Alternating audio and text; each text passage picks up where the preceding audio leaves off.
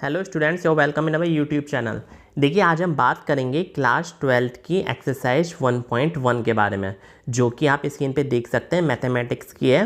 तो आपका पहला क्वेश्चन क्या कह रहा है आपसे, determine whether each of the following relations are reflexive, symmetric and transitive. ये आपको बताना है कि इसमें आपको जितने भी पार्ट्स दे रखे हैं, ये आपको लगभग 5 पार्ट्स दे रखे हैं और 5 वाले पार्ट के अंदर 5 क्वेश्चंस हैं।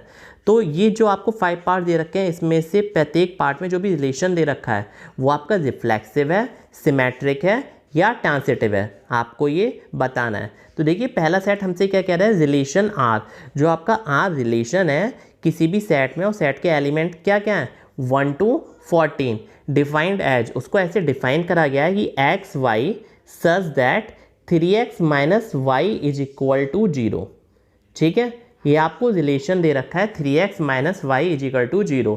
तो आपके पास अब 3 कैटेगरी हैं, आपको ये बताना है ये रिफ्लेक्सिव है, सिमेट्रिक है और ट्रांसिटिव है। तो देखिए, जैसे कि आपके पास जो सेट के एलिमेंट हैं ये आपको पता ही है, कहाँ से लेके कहाँ तक है, 1 से लेके 14 तक। अगर आप इस चीज़ के ऊपर फोकस करेंगे तो आप इसको ऐसे लिख सकते हैं 3x is equal to Y. ठीक है, अब जो आपके पास एलिमेंट्स हैं वो 1 बाई 1 इसमें आप पुट करिए। अगर आप इसमें 1 पुट करते हैं, x इज इक्वल टू अगर आप 1 रखेंगे तो आपको y की वैल्यू कितनी मिल जाएगी, 3। अगर आप x इज इक्वल टू इसमें 2 रखते हैं तो y की वैल्यू कितनी मिल जाएगी, आपको 6। और अगर x इज इक्वल टू आप 3 रखते हैं तो y की वैल्यू आपको कितनी मिल जाएगी, 9। अब लास्ट बचा आपके पास x इज इक्वल टू अगर आप 4 रखते हैं तो y की वैल्यू आपको 12 मिल जाएगी। अब मैंने इसको लास्ट क्यों बोला, मैंने इसको लास्ट इसलिए बोला क्योंकि अगर आप x इज इक्वल टू 5 रख देंगे तो यहाँ पे आपका, इसमें आप जब 5 रखेंगे तो 3 5 जब 15 हो जाएगा, लेकिन 15 तो उसका एलिमेंट है ही नहीं सेट का। तो इसलिए आप कहाँ तक रख सकते हैं, ओनली 4 तक, क्योंकि जो आपका सेट है उसके अंदर सिर्फ यही एलिमेंट्स आने चाहिए 1 to 14। तो आप देख लीजिए, आपके पास जो एलिमेंट्स बने, जो कोऑर्डिनेट्स बने, वो क्या क्या बने, 1,3 हो गया, 2,6 हो गया, 3,9 हो गया और 4,12 हो गया। आपके पास ये 4 एलिमेंट्स हो गए। जैसे कि आप देख सकते हैं, ये रहे आपके एलिमेंट्स 1,3, 2,3, 3,9 और 4,12। अब देखिए, आर इज नॉट रिफ्लेक्सिव, ये आपका रिफ्लेक्सिव होगा ही नहीं। क्यों नहीं होगा, क्योंकि इसमें डबलेट प्रेजेंट ही नहीं है। डबलेट का मतलब सेम 1,1, 2,2, 3,3, इस टाइप से इसमें एलिमेंट्स हैं क्या, नहीं है। तो ये आपका रिलेशन नहीं है, मतलब रिलेशन के जो भी एलिमेंट्स हैं ये उसका एलिमेंट्स नहीं है। 1,1, 2,2, 14,14 इनमें से कोई भी अवेलेबल नहीं है। तो ये जो आपका सेट होगा, रिलेशन होगा, वो आपका रिफ्लेक्सिव नहीं होगा। अब देखिए, जो हमारा नेक्स्ट है वो क्या है, also R is not symmetric. अभी आपका सिमेट्रिक भी नहीं होगा। अब ये सिमेट्रिक क्यों नहीं होगा, क्योंकि देखिए आपका जो रिलेशन है उसमें 1,3 तो प्रेजेंट है, रिलेशन के जो एलिमेंट्स हैं उसमें 1,3 तो प्रेजेंट है, जैसे कि आप देख सकते हैं। लेकिन सिमेट्रिक होने के लिए क्या कंडीशन है, उसका रिवर्स भी पॉसिबल होना चाहिए। 1,3 प्रेजेंट है तो आपके पास 3,1 भी होना चाहिए, लेकिन 3,1 is not the element of R. अगर आप 3,1 को पुट भी करेंगे इसमें 3x माइनस वाई में, तो बोल रहा है 0 आना चाहिए। और आप इसमें पुट करेंगे तो आप देखिए, x की जगह आपने 3 रखा, y की जगह 1 रखा, 3 3 या 9, 9 में से 1 गया, 8 बचेगा, जो कि आपका 0 के इक्वल नहीं है। तो फिर ये आपका सेट सिमेट्रिक भी नहीं है। अब जो लास्ट चेकआउट करने के लिए बचता है वो हमारे पास बचता है ट्रांसिटिव। तो आपको क्या बताना है, आपका ट्रांसिटिव है या फिर नहीं है। तो देखिए, 1,3 और 3,9 is the element of R. तो 1,3 और 3,9 दोनों तो प्रेजेंट हैं, लेकिन ट्रांसिटिव के लिए ये कंडीशन और होनी चाहिए, 1,9 उसमें और होना चाहिए था। तो यहाँ पे 1,9 एलिमेंट है ही नहीं। जब 1,9 नहीं है तो आप इसको दोबारा इसमें पुट करके चेक कर लीजिए। 3 × 1 - 9, तो 3 1 जा 3 और 3 में से 9 गया तो कितना बचेगा, -6। ठीक है, तो जो आपका 0 के इक्वल नहीं है। तो अब आप कंक्लूजन के तौर पे ये कह सकते हैं, hence R is neither reflexive, R ना तो रिफ्लेक्सिव है, ना ही सिमेट्रिक है और ना ही आपका ट्रांसिटिव है। ओके, अब देखिए इसका जो क्वेश्चन नंबर 2 है वो देखते हैं। क्वेश्चन नंबर 2 में आपसे क्या कह रहा है, relation R is the set N of natural number defined as. अब जो आर रिलेशन दे रखा है वो in the set N of natural numbers, natural number के सेट में एक रिलेशन दे रखा है, वो भी किस टाइप से, R is equal to x comma Y such that कि Y is equal to always X plus 5 होगा, Y is equal to always X plus 5 होगा, लेकिन जो एक्स की वैल्यू होगी वो हमेशा आपकी कम होगी 4 से। तो आप इसमें 1 बाई 1 वैल्यू पुट करिए, और आप 1 पुट करते हैं इसमें वैल्यू, तो आपको y की वैल्यू कितनी मिलेगी 6, अगर आप इसमें 2 पुट करेंगे तो कितनी मिलेगी 7, और आप 3 पुट करेंगे तो आपको कितनी मिल जाएगी 8 मिल जाएगी। ठीक है, अब क्योंकि हमने यहाँ पे 4 क्यों नहीं रखा, क्योंकि जो x की वैल्यू है वो तो आपकी 4 से कम है, ना कि 4 के इक्वल, तो इससे आप 4 रख नहीं सकते। तो आप देख लीजिए आपके पास 3 चॉइसेस हैं। अब जब ये आपके पास 3 चॉइसेस हैं तो आप बताइए ये आपका रिफ्लेक्सिव है, वो तो दूर से देख के ही पता पड़ जाता है रिफ्लेक्सिव नहीं होगा, क्योंकि इसमें आपके डबलेट है ही नहीं, 1,1 2,2 इसमें कोई प्रेजेंट ही नहीं है। अब रही बात सिमेट्रिक की, तो इसमें देखिए कोई भी आपको ऐसा एलिमेंट दिखाई दे रहा है जिसका रिवर्स भी प्रेजेंट हो, जैसे कि 1,6 है इसमें तो 6,1 भी होना चाहिए, 2,7 है तो 7,2 होना चाहिए था, 3,8 है तो 8,3 होना चाहिए था, लेकिन इसमें से आपका इसमें कोई नहीं है।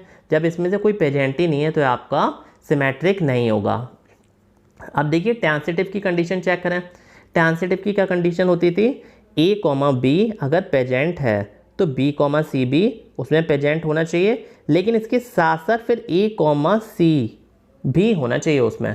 तो ऐसा इसमें कुछ है नहीं, तो फिर आपका ये ट्रांसिटिव भी नहीं है। जैसे कि यहाँ पे ये आपके आंसर्स लिख रहे हैं, आप ये पढ़ सकते हैं। ठीक है, इज नॉट रिफ्लेक्सिव, ठीक है, is not symmetric. Now since there is no pair such that x, y और y, z अगर r के एलिमेंट हो तो x, z भी एलिमेंट होना चाहिए था, लेकिन x, z can not belong to r, इसलिए r is not transitive. Hence r is neither reflexive not symmetric not transitive. यहाँ पे आपका पार्ट फिनिश होता है। अब देखिए इसका जो थर्ड वाला पार्ट है उसमें आपसे क्या कह रहे हैं, जो आपको रिलेशन दे रखा है 1 2 3 4 5 6 एलिमेंट दे रखे हैं। ठीक है, अब जो आपको रिलेशन दे रखा है x और y में इस टाइप से दे रखा है कि y is divisible by x, अगर हम y में डिवाइड दें x से तो वो पूरा पूरा चला जाए। तो अब आप देखिए ये आपके कौन कौन से सेट बनते हैं। तो देखिए अगर y में हम डिवाइड देंगे x से तो वो चला जाना चाहिए, ये रिलेशन की कंडीशन है। लेकिन अगर आप रिफ्लेक्सिव में देखें तो रिफ्लेक्सिव में क्या होता है 1,1 2,2 3,3 मतलब a, b, b, c होना चाहिए। तो इस टाइप से अगर दोनों सेम होते हैं x, तो x का डिवाइड क्या x में जाएगा, जी बिल्कुल जाएगा। अब मान लीजिए y होता तो y का डिवाइड y में जाएगा, जी बिल्कुल जाएगा। तो इसका मतलब आप कह सकते हैं ये जो आपका सेट है वो आपका रिफ्लेक्सिव है। ठीक है, अब देखते हैं कैसे है, वो आपका सॉल्यूशन नीचे की साइड हो रहा है, उसको आप पढ़ लीजिए। देखिए 1, 2, 3, 5, 6 एलिमेंट्स हैं। x और y इस टाइप से कि y is divisible by x, we know that any number x is divisible by itself, so x, x is the element of r, इसलिए r is reflexive. Now 2, 4 is the element of r। अब 2, 4 अगर इसका element है, सही है, तो 4 तो आपका डिविजिबल हो जाएगा 2 से। 2, 4 क्या है y और 2 क्या है x, तो 4 में तो आपका 2 से डिवाइड चला जाएगा। लेकिन अगर आपका 2 का डिवाइड 4 में जा रहा है, जी नहीं जा रहा डिवाइड, तो ये सिमेट्रिक नहीं है, क्योंकि आपका रिवर्स पॉसिबल ही नहीं है। अब आपकी बात रहती है ट्रांसिटिव की, तो वही बात कर लेते हैं। x, y और y, z एलिमेंट है r के, then y is divisible by x and z is divisible by y। तो y में अगर आपका x से डिवाइड जा रहा है और z में अगर आपका y से डिवाइड जा रहा है, ठीक है, तो इसका मतलब x में डिवाइड जाएगा आपका y से भी जब डिवाइड जाएगा तो फिर वो आपका ट्रांसिटिव की कैटेगरी में आएगा। तो hence r is reflexive, transitive but not symmetric. ठीक है, लेकिन ये आपका सिमेट्रिक नहीं है। अब देखिए जो आपका 4 वाला क्वेश्चन है हम वो देखते हैं। 4 वाले क्वेश्चन में हमसे क्या कह रहा है, relation r in the set of z all integers defined as. ठीक है, जो आपका 4 वाला है रिलेशन r डिफाइंड करा क्या है z में, z क्या है रियल नंबर्स का ग्रुप। तो x, y सच दैट इस टाइप से अरेंज किए जाने हैं कि x minus y is an integer होना चाहिए, x माइनस वाई आपका इंटीजर होना चाहिए। तो आप देखिए अगर आप किसी भी नंबर में से कोई भी नंबर माइनस करते हैं तो वो आपका इंटीजर तो बनता ही है। z का कोई भी एलिमेंट ले लीजिए, ठीक है, मान लिया आपने कुछ भी लिया और इस टाइप से अरेंज करा x, x is the element of r, तब आप ऐसे ही कह सकते हैं कि x minus x is equal to 0, तो 0 आपका इंटीजर होगा? जी बिल्कुल होगा। मीन्स अगर आप रिवर्स ले x, लेते हैं तो आपकी कंडीशन सेटिस्फाई हो रही है? जी बिल्कुल हो रही है। इसलिए जो आपका सेट है वो आपका रिफ्लेक्सिव होगा। अगर हम सिमेट्रिक की बात करें तो सिमेट्रिक में क्या होता था, हमारा रिवर्स पॉसिबल होना चाहिए। x माइनस वाई इंटीजर है तो y माइनस एक्स भी इंटीजर होना चाहिए। और आपको पता ही है कि अगर 3 में से 2 माइनस करेंगे और 2 में से 3 माइनस करेंगे तो जो दोनों आंसर्स आएंगे वो आपके इंटीजर ही आएंगे। तो फिर आपका सेट सिमेट्रिक भी हो जाएगा। अगर आप बात करें ये आपकी ट्रांसिटिव की तो वो भी पॉसिबल है। क्यों है? क्योंकि x माइनस वाई इंटीजर है, y माइनस जेड इंटीजर है, तो x माइनस जेड भी आपका इंटीजर होगा। ठीक है, तो अब इसका हमारा जो आंसर्स हैं वो हम देख लेते हैं कि आपको ये लिखना कैसे है। ये आपका 5 वाला क्वेश्चन है। तो देखिए 5 वाले का answer r is equal to x comma Y such that, ये सॉरी आपका 5 वाला पार्ट हो गया, हम 4 वाला कर रहे हैं, हमें तो 4 वाला देखना है। ठीक है, अब आप देखिए r is equal to x comma y such that x minus y is an integer. Now for every x is the element of z, तो x comma x is the element of r as x minus x is equal to 0 is an integer. x comma x, y comma y, z comma z ये सारे के सारे आपके integers होंगे, इसलिए r is आपका reflexive हो गया। Now for every x comma y is the element of z, तो if x comma y is the element of z then x minus y is an integer। तो ये अब जब ये आपका इंटीजर होगा तो आप इसका उल्टा करिए, माइनस बाहर ले लीजिए, x minus y is also an integer. अब जब आप माइनस का मल्टीप्लाई करेंगे तो y minus x is also an integer, तो y कॉमा एक्स भी इसका एलिमेंट होगा। रिलेशन में जो भी आपके एलिमेंट्स हैं उसमें y कॉमा एक्स भी प्रेजेंट होगा, इसलिए आपका r कैसा हो गया? सिमेट्रिक। अब बात करेंगे ट्रांसिटिव की, तो x कॉमा वाई और y कॉमा जेड, अगर आपके r के एलिमेंट्स हैं तो x comma y comma z तीनों आपके एलिमेंट्स होंगे z के। अब देखिए x कॉमा वाई और x माइनस वाई और y माइनस जेड आपके इंटीजर्स हैं। अगर ये आपके इंटीजर्स हैं, ठीक है, तो आप देखिए आपको क्या दे रखी है कंडीशन नीचे, x माइनस वाई। अगर आप x माइनस वाई लिखेंगे तो x की जगह आप कैसे लिख सकते हैं और y की जगह कैसे लिख सकते हैं? x माइनस वाई और y माइनस जेड लिख सकते हैं, क्योंकि y से y आपका कट जाएगा तो रहेगा तो आपका x माइनस जेड ही ना, तो आप इसको ऐसे लिख सकते हैं। लेकिन x माइनस वाई आपका क्या है? इंटीजर, और y माइनस जेड आपका क्या है? इंटीजर। तो इसलिए ये भी पूरा आपका क्या हो गया? इंटीजर हो गया। इसलिए x comma Z is the element of r, इसलिए हम कह सकते हैं r आपका ट्रांसिटिव है। Hence r is reflexive, transitive and symmetric. ये आपको 5 कंडीशन दे रखी थी, ये मतलब 5 कंडीशन दे रखी है, उसमें आपके 4 कंडीशन फुलफिल कर ली हैं। आपका लास्ट वाला पार्ट बचता है 5 वाला। तो देखिए 5 वाले में अगेन आपको 5 कंडीशंस दे रखी हैं। तो आप देखिए उसमें आपको क्या करना है, relation R in the set A of human beings. अब आपको जो सेट दे रखा है वो ह्यूमन बींग्स का सेट दे रखा है इन अ टाउन, किसी भी एक टाउन में, एट अ पर्टिकुलर टाइम। और जो आपका कोई भी पर्टिकुलर टाइम है उस समय की बात की जा रही है, मीन्स उन्होंने कोई भी एक दिन डिसाइड कर लिया और उसमें बोल रहा है कि आपका जो सेट है ए है वो ह्यूमन बींग्स का है। तब आपको ये 5 कंडीशन दे रखी हैं, तो आपको ये फुलफिल करके बताना है कि इसमें से आपका कौन सा रिलेशन वेरीफाई हो रहा है, ट्रांसिटिव होगा, रिफ्लेक्सिव होगा या फिर सिमेट्रिक होगा। तो देखिए पहला वाला x comma Y such that x and y work at the same place. ठीक है, इसमें आपसे ये बोला है x और y आपके सेम प्लेस पे वर्क करते हैं, तो ये आपका रिफ्लेक्सिव होगा, बिल्कुल होगा, क्योंकि अगर आप उसमें x कॉमा एक्स लेंगे तो वह भी तो उसी प्लेस पे वर्क करेगा। ठीक है, अब बात की जाएगी नेक्स्ट प्लेस में, मतलब उसमें आपसे क्या कह रहा है, इसका उल्टा करिए, मतलब सिमेट्रिक पता करने के लिए आपको क्या होना चाहिए, x कॉमा वाई तो y कॉमा एक्स भी। जब x और y सेम जगह पे काम कर रहे हैं, मीन्स y वहाँ पे काम कर रहा है जहाँ पे x काम कर रहा है, तो x भी वहीं काम करेगा जहाँ पे y काम कर रहा है, तो इस टाइप से ये सिमेट्रिक हो गया, तो ये सिमेट्रिक भी हो गया। अब ट्रांसिटिव की क्या कंडीशन होती है, अगर आप कोई भी एक एलिमेंट z लेंगे तो z भी आपका ह्यूमन बीइंग होगा। अगर x कॉमा वाई सेम जगह काम कर रहे हैं और y कॉमा जेड सेम जगह काम कर रहे हैं, तो x कॉमा जेड भी तो सेम ही जगह काम करेंगे, इसलिए आपका फिर ये ट्रांसिटिव भी हो जाएगा। अब देखिए जो इसका बी वाला पार्ट है, तो बी वाले पार्ट में हमसे क्या कह रहा है, x comma Y such that x and y live in the same locality. जो x और y रहते हैं वो एक ही एरिया में रहते हैं, तो आपका रिफ्लेक्सिव होगा। क्यों होगा? क्योंकि x कॉमा एक्स जो आपका एलिमेंट होगा रिलेशन का वो क्या बताएगा, x and x is the same human being, वो एक ही ह्यूमन बीइंग हो गए तो फिर वो सेम ही जगह रहेंगे, इसलिए आर इज रिफ्लेक्सिव। अब जो नेक्स्ट वाला है वो क्या कह रहा है उसमें, सिमेट्रिक। तो आप देखिए x comma y is the element of R, then x and y live in the same locality and y and x live in the same locality। तो y, x भी आपका इसका एलिमेंट हो जाएगा। क्यों हो जाएगा, क्योंकि x और y सेम जगह रहते हैं तो y, x भी सेम ही जगह रहेंगे दोनों पर्सन्स, तो फिर आपका सेट सिमेट्रिक भी हो गया। अब रही बात इसमें ट्रांसिटिव की, तो हम ट्रांसिटिव देखते हैं। देखिए अगर वहाँ पे आप थर्ड पर्सन कंसीडर करें, जैसा कि मैंने अभी आपको बताया x और y सेम जगह रहते हैं, ठीक है, हम मान लेते हैं y और z सेम जगह रहते हैं, तो फिर x और z भी तो सेम ही जगह रहेंगे, वो तो अपने आप ही प्रूफ हो जाएगा, तो इसका मतलब ये आपका ट्रांसिटिव है। अब देखिए इसका थर्ड वाला पार्ट, थर्ड वाले पार्ट में क्या बोल रहा है, x, y, x is exactly 7 centimetre taller than y।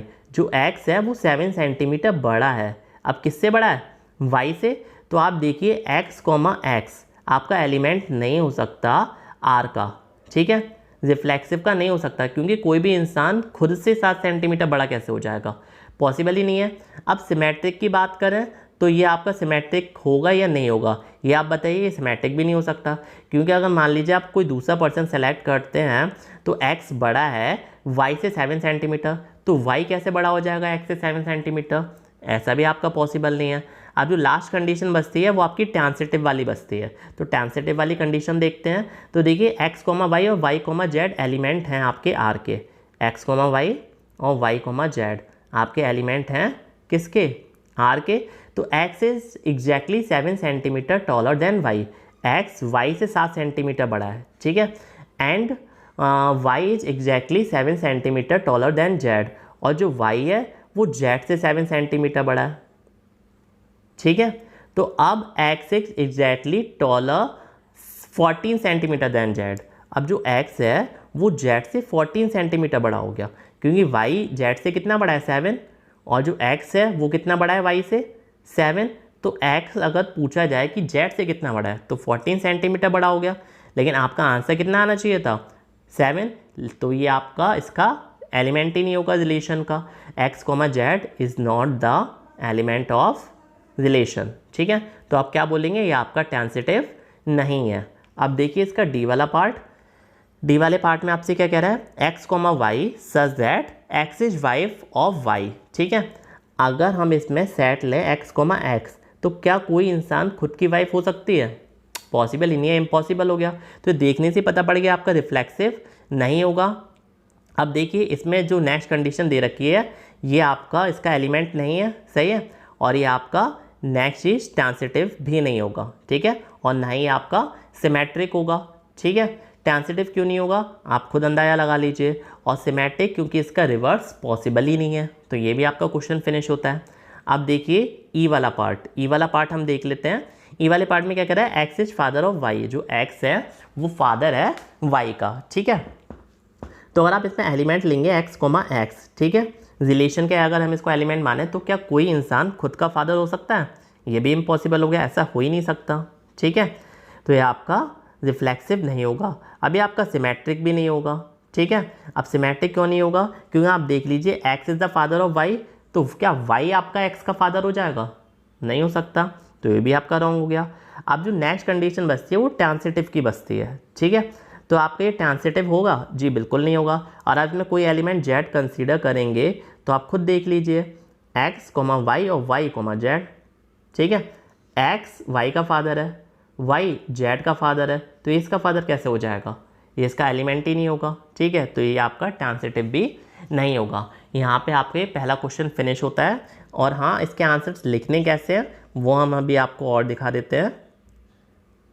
देखिए आपका 5 वाला पार्ट है वो आपका ये रहा, इसको आप एक बार पढ़ लीजिए और चेक कर लीजिए। देखिए जो हमारा पहला क्वेश्चन था वो आपका क्या कह रहा था, x, y such that x and y work at the same place. तो x, x is the element of r and x work at the same place. r is reflexive क्योंकि x और x तो same जगह पे work करेंगे। x, y is the element of r, then x and y work at the same place. तो y and x work at the same place, इसलिए y और x भी आपका एलिमेंट हो गया, r is symmetric x, y, y, z is the element of R, मतलब relation के आपके एलिमेंट्स हो गए। x and y work at the same place and y and z work at the same place. x and z work at the same place, इसलिए x, z is the element of r। तो अब आप आगे क्या कह सकते हैं, r is transitive. तो फाइनली पहले वाले पार्ट का आंसर क्या हो जाएगा, hence r is reflexive, symmetric and transitive. अब दूसरे वाले क्वेश्चन की बात करें तो उसने बोला था सेम लोकेलिटी में रहते हैं, सेम लोकेलिटी में रहते हैं तो x, x सही है, सेम ह्यूमन बीइंग हो गए तो रिफ्लेक्सिव हो गया, एक ही जगह रहेंगे। नेक्स्ट बात करें x, y, अगर इसका एलिमेंट है रिलेशन का तो x और y live in the same locality, तो y and x live in the same locality, इसलिए y और x कैसे हो गए, सिमेट्रिक। अगर हम इसकी बात करें तो लास्ट वाला पार्ट बचता है ट्रांसिटिव, अगर हम उसकी बात करें तो आप देखिए x and y live in the same locality, y and z live in the same locality, x and z live in the same locality, तो इसलिए x और z भी आपका रिलेशन का एलिमेंट होगा। तो r इज ट्रांसिटिव, मीन्स ये आपके तीनों इसमें अप्लाई हो गए, रिफ्लेक्सिव भी होगा, सिमेट्रिक भी होगा और ट्रांसिटिव भी होगा। सी वाला x is 7 centimetre taller than y, तो x, x नॉट एलिमेंट होगा, ठीक है। r इज नॉट रिफ्लेक्सिव, अब x, y is the element of r, तो x is exactly 7 centimetre taller than y, then y is not taller than x, since y 7 centimetre smaller than x, तो y, x आपका इसका element नहीं होगा। Indeed, if x is 7 centimeter taller than y and y is 7 centimeter shorter than x, r is not symmetric। अब देखिए इसमें जो next बोल रहा है वो आपसे क्या बोल रहा है, x, y, z एलिमेंट है आपके r के, x is exactly 7 centimeter taller than y and y is 7 centimeter taller than z, तब आप इसको क्या बोल सकते हैं, x is exactly 14 centimeter taller than y, x, y is not the element of r, तो इसलिए आपका ये ट्रांसिटिव नहीं होगा। r is neither reflexive nor symmetric nor transitive। आप देखिए फोर वाला पार्ट, फोर वाले पार्ट में हमसे क्या कह रहा है, x, x is not the element of r since x cannot be the wife of herself, कोई भी इंसान अपनी वाइफ खुद नहीं हो सकता, इसलिए r is not reflexive। x, y, now let हम मान लेते हैं x, y is the element of r, x is the wife of y, clearly y is not the wife of x, तो x, y इसका y, x इसका element नहीं होगा। Indeed if x is the wife of y and y is the husband of x, r is not transitive, तो फिर आपका ये transitive भी नहीं होगा।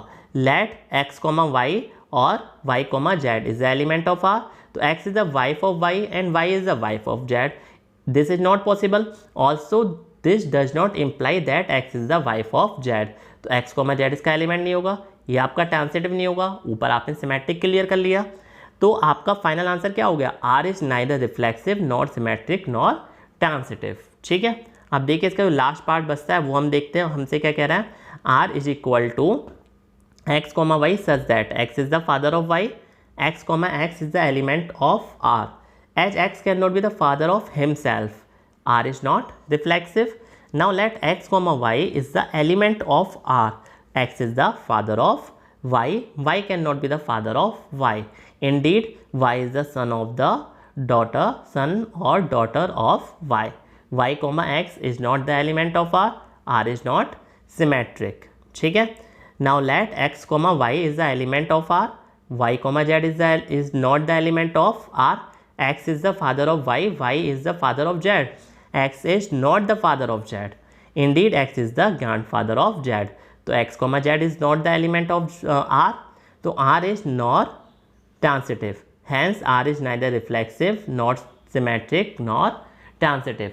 यहाँ पे आपका पहला क्वेश्चन पूरा फिनिश होता है। और आपको कोई भी दिक्कत है तो हमारे कमेंट बॉक्स में कमेंट करिए। और अगर आपने अभी तक हमारा चैनल सब्सक्राइब नहीं किया है then please like and subscribe our YouTube channel. अब आपसे बात होगी अगले वीडियो में जिसमें हम सेकंड क्वेश्चन के बारे में बातचीत करेंगे, उसको अच्छे से समझेंगे। Okay and very very thanks for watching our video. Thank you.